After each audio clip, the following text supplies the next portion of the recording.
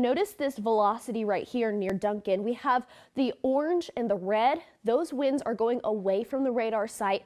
When you have the greens contrasting from that, that's going towards the radar site. So those are two different directions of wind, and usually we can infer that that is rotation. So you can see kind of a comma shape right here around Duncan. So that has been confirmed as a tornado on the ground. It is dark, so we can hardly see it, but as the lightning strikes, we can start to see the wall cloud and the lowering, and I'm almost trying to see if we can even see that confirmed tornado on the ground at this point. It's going to be far away from this point along the horizon, but this is the direct area of where it's coming, and it's coming towards campus northeast. This is Highway 9 right here, and a direct look from the National Weather Service. Look how close that is. That is just a couple of miles away from Riverwind. So this is about to cross 310th Street West Burr Oak Road. These are the same storms that developed in southwestern Oklahoma, which were destructive at that point. Now, just as Josh said as well, we're closer to the radar site, so it could look a little less severe on radar, but in person, you're going to want to stay weather aware heading into the next hour or two. So we'll continue to track this hail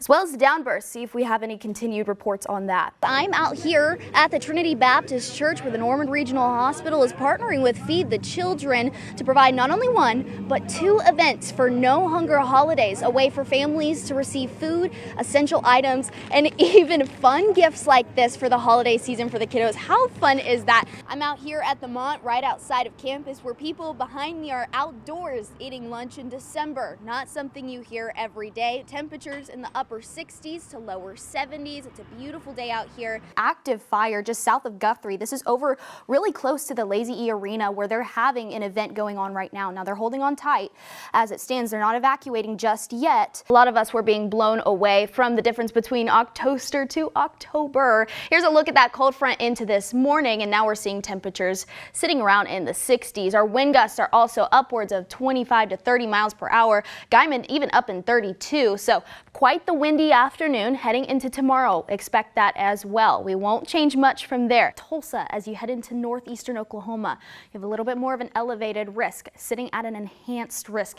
as we head into tomorrow. See the wind gusts. Notice where they're coming from. They're coming from the south, warming us up pretty nicely. And when we have those warmer temperatures, we tend to become a little bit more unstable.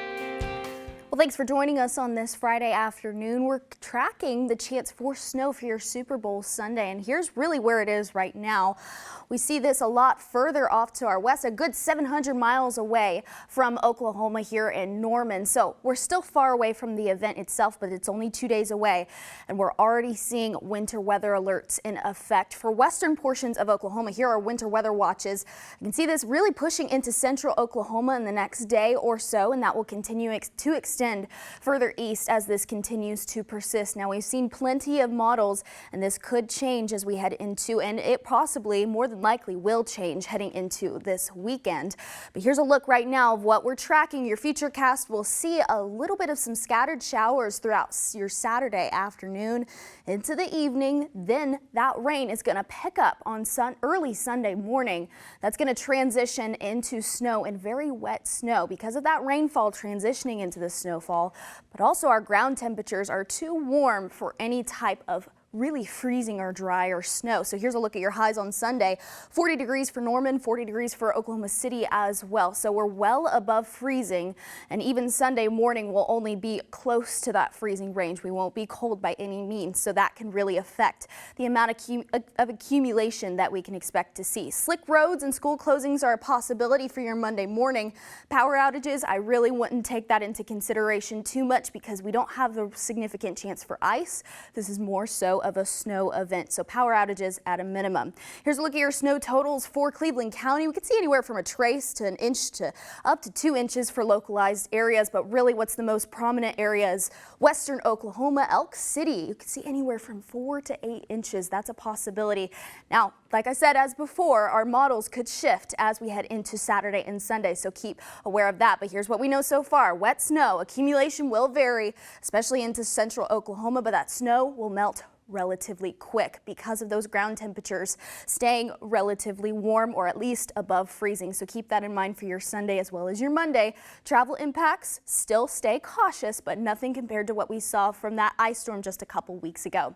Here's a look at Campus Cam right now. We are pretty clear and we're pretty above average right now. 64 degrees for your temperatures. We're dry, but that's not going to last very long for the rest of your 7-day forecast. We'll see those temperatures cool down, and that's when we'll see somewhat temperatures suitable for winter weather on Sunday. Lots of precipitation either way, whether it's rain or snow or rain transitioning into snow, and then we'll warm back up into the 50s and eventually the 60s.